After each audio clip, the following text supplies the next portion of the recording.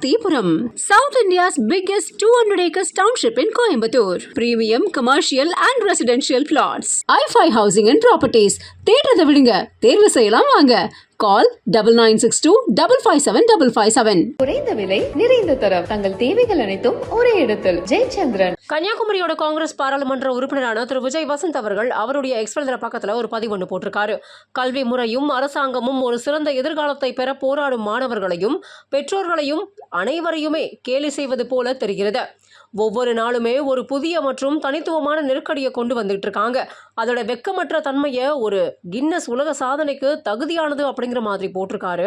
உங்களுக்கு வெட்கமா இல்லையா அப்படின்னு எஜுகேஷன் மினிஸ்டரை பார்த்து இப்படி ஒரு கேள்வியை எழுப்பியிருக்காரு திரு விஜய் வசந்த் அவர்கள். இந்த இதுவே ரெக்கக்னைஸ் பண்ணியிருக்காங்கன்னா அது வந்து நேரில் பெரிய விஷயம் தான் சொல்லுவேன். இப்போ தந்தையோட மறைவுக்கு பிறகு அந்த டைம் பேசினாங்க. ஸோ அந்த குடும்பத்துக்கு தான் நாங்கள் வந்து சில விஷயங்கள் பண்ண வேண்டியது இருக்குங்கிற மாதிரி காங்கிரஸ் சில தலைவர்கள் பேசினாங்க. ஸோ எளிமையாக நடந்துருச்சு அவங்களுக்கு இந்த சீட் வந்தது? இல்லை அப்படின்னு நம்ம சொல்ல முடியாது. ஏன்னா வந்து அதாவது அப்பாவோடைய தொண்டு காங்கிரஸ் கட்சிக்கு பார்த்திங்கன்னா வந்து ஈடு கொடுக்க முடியாத ஒரு தொண்டு. கட்சிக்கு மட்டும் இல்லை, மக்களுக்கும் சரி, சமுதாயத்துக்கும் சரி, அதே மாதிரி வந்து வியாபாரிகளுக்கும் சரி. ஸோ அவங்களோட ஜேர்னி வந்து ஒரு பெரிய ஜேர்னி. அவங்களுடைய கனவு ஃபுல்ஃபில் ஆனது 2019 ஒரு எம்பி ஆகி அவங்களுடைய அந்த டேர்மை முடிக்க முடியாமல் அவங்க வந்து கொரோனாவால் பாதிக்கப்பட்டு இறந்துட்டாங்க. இதில் வந்து என்னென்னா வந்து அந்த டைமில் தான் வந்து எனக்கு வந்து அப்பாவோட கனவுகளை நிஜமாக்கணும். ஏன்னா அது வரைக்கும் இருக்கும்போது நம்ம ஒரு ஃப்ரண்ட் ரன்னராக இல்லவே இல்லை. நான் வந்து அரசியல்னாலும் அப்பா கூட நான் ஈடுபாட்டில் இருந்தேன். நான் ஃபஸ்ட்டு அப்பா மேயர் எலெக்ஷன்லேருந்து கேம்பெயின்ஸுக்கு போயிருக்கேன். அப்போ காலேஜ் ஸ்டூடெண்ட் நான். ஸோ அந்த மாதிரி நம்ம பிஹைண்ட் இதில் அப்பா இப்படி பண்ணலாம்ப்பா அப்படி பண்ணலாம்ப்பான்னு கன்னியாகுமரி வரும்போது நாங்கள் ரொம்ப இன்வால்வாக இருந்தோம். ஃபார் எக்ஸாம்பிள் பார்த்தீங்கன்னா வந்து நோவல் டாட்டா அவர்களை பார்த்து வந்து டிசிஎஸை கொண்டு வரணும்னு கேட்டோம். அதே மாதிரி ஒரு ஜப்பான் நிறுவனத்தோட வந்து கடல் சீற்றத்தை எப்படி பண்ணலாம்னு பேசினோம். அப்பா வந்து முயற்சி எடுத்து ஏர்போர்ட்டே வர ஃபீஸிபிலிட்டி இல்லைன்னு சொல்லும்போது ஒரு எக்ஸ்பர்ட்ஸை கூப்பிட்டு வந்து அவங்கள டெல்லி கூப்பிட்டு போய் வாங்கி இட்ஸ் ஃபீஸிபிள்னு சொல்லி ஃபஸ்ட் ஃபேஸ் பண்ணி செகண்ட் ஃபேஸும் ஓகே. ஸோ இந்த மாதிரி ஒரு விஷனோட போயிட்டு இருக்கும்போது திடீர்னு மறைந்த உடனே ஐயோ அது பண்ண வேண்டிய கடமை நம்மளுடைய கடமைன்னு நான் சொல்லுவேன். ஒரு தந்தையை விட்டு போன பணிகளை மகனாக செய்ய வேண்டியது. அது குடும்ப ரீதியாகவும் சரி, வசந்தன் கோவாக இருந்தாலும் சரி, சமூக பணியாக இருந்தாலும் சரி, வந்து இது எனக்கு செய்ய வேண்டிய கடமைன்னு தான் எடுத்து. உங்களுக்கு அந்த கடமையை அதை நம்ம பண்ணணுங்கிற ஒரு ஆசையும் கடமையும் இருக்குது. பட் கட்சிக்குள்ளே அதை முழுமையாக ஒத்துக்கிட்டாங்களா? கட்சிக்குள்ளே வந்து முழுமையாக ஒத்துக்கிட்டாங்கன்னா நான் வந்து மறைந்த பின்பு நான் உள்ளே வரல. அதுக்கு முன்னாடி பார்த்து ஏஐசிசி மெம்பராக இருந்திருக்கேன், ஆர்ப்பாட்டங்களில் கலந்துருக்கிறேன், நிகழ்ச்சிகளில் கலந்துருக்கேன். ஏன்னா அப்பா ஃப்ரண்ட் ஹேண்ட் இருந்தாலும் நம்ம தெரியல. நிறைய பேர் கேட்டாங்க நீங்கள் கட்சியில் என்ன இருந்தீங்க சார், நான் இதில் இருந்த பாருங்க அப்படின்னு ரெஃபரன்ஸ். ஓகே நீ இருந்திருக்கீங்களான்னு ஒரு இது வந்து அப்பா மறைவு பின்பு வந்து நம்ம தெரிஞ்ச உடனே ஒரு லைம் லைட்டில் வந்த மாதிரி.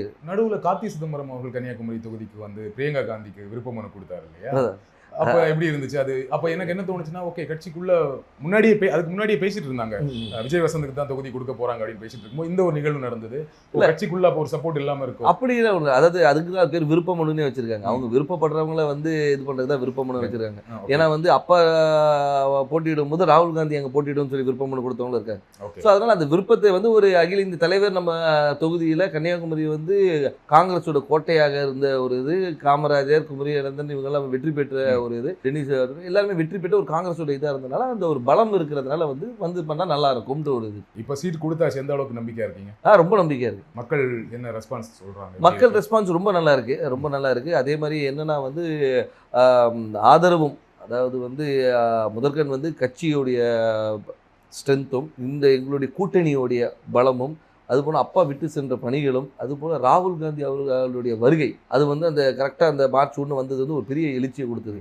எங்கள் தொண்டர்கள் மத்தியிலும் சரி, பொதுமக்கள் மத்தியிலும் ஓகே நம்ம ஊர் வந்திருக்காங்க, அவர் பண்ண, அதாவது ஒரு தலைவராக வராமல் ஒரு தொண்டனாகவும் சராசரி மனிதனாக வந்தார். இப்போ நீங்கள் வந்து எல்லா தலைவரும் வராங்க, மீட்டிங் போகிறாங்க, அப்படி இல்லாமல் ரோட்டில் ஒரு டீ கடையில் நின்று ஒரு பையனை கூப்பிட்டு பேசி அவங்ககிட்ட ரன்னிங் இன்ட்ரெஸ்ட் இல்லைன்னா ஷூஸ் இருக்கா, இல்லைன்னா ஷூஸ் வாங்கி கொடுத்து அனுப்புகிறேன். ஸோ இந்த மாதிரி ஒரு இதுக்கு பர்சனல் கனெக்ட், திடீர்னு போய்ட்டு ஸ்கூலில் போய் தண்டனை எடுக்கிறாரு, இன்ட்ராக்ட் பண்ணுற ஸ்டூடெண்ட்ஸோட. அதே மாதிரி பார்த்தா இது முந்தின இதில் பார்த்தா நெசவாளிகளும் சரி, விவசாயிகள் இன்ட்ராக்ஷன், மீனவர், அந்த மாதிரி எல்லாரோட கனெக்ட் பண்ணும்போது வந்து நம்மளோட ஒருத்தர் அவர் அப்படின்ற ஒரு அஃபினிட்டி வருது. அது போக மட்டும் இல்லாமல் இப்போ ஆளுகின்ற பிஜேபி அரசு மீது உள்ள எதிர்ப்பும் அதிருப்தியும் கூட ஒரு பெரிய பலமாக இருக்கும். கன்னியாகுமரியில் பிஜேபிக்கு கொஞ்சம் ஸ்ட்ராங் இல்லையா? பொன்னார் அவர்கள் ரொம்ப ஸ்ட்ராங்கான கேண்டிடேட் தான் இல்லையா? அதை மறக்க முடியாது. கண்டிப்பாக அதை நம்ம மறுக்க முடியாது. நம்ம வந்து அதாவது பிஜேபி தரப்பில் திரு பொன் ராதாகிருஷ்ணன் அவர்கள் வந்து ஒரு 2 முறை எம்பியாக இருந்தவர் தான், ஒரு பெரிய வேட்பாளர். ஆனாலும் எங்களுடைய கூட்டணி, அதாவது எங்கள் திமுக சார்ந்த கூட்டணி வந்து மிக பலமான கூட்டணி சொல்லலாம். அது வந்து திமுக மட்டும் இல்லாமல் எங்களை சார்ந்து இருந்த மதிமுக, அதுக்கப்புறம் விடுதலை சிறுத்தைகள், அதுக்கப்புறம் முஸ்லீம் லீக், அதுக்கப்புறம் மனிதநேய மக்கள் கட்சி, இது எல்லாமே பார்த்தீங்கன்னா வந்து எங்களுடைய ஒவ்வொரு பேஸையும் கவர் பண்ணுது.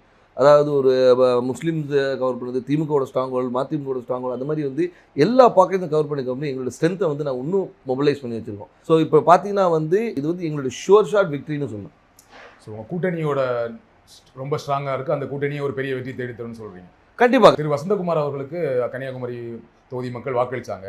ஏன் விஜய் வசந்த் அவர்களுக்கு வாக்களிக்கணும்? ஏன் உங்களுக்கு வாக்களிக்கணும்?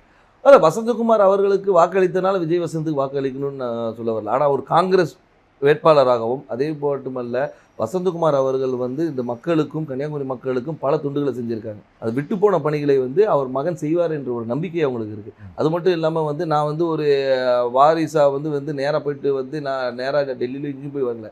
அடுத்த நாளே மக்களை சந்தித்தேன், மக்களோட இருந்தேன், எல்லா நிகழ்ச்சிகளை கலந்து கொண்டு எல்லாரோட நிறை குறைகளை கேட்டுட்ருக்கோம், மக்களாக இருந்தோம். அது ஏன்னா எடுத்தவொன்னே அக்செப்ட் பண்ணிக்க மாட்டாங்க. கேட்குற கேள்விக்கு தான் சொல்கிறேன், அதை அக்செப்ட் பண்ண வைக்கிறதுக்கு நான் ஒர்க் பண்ணேன்.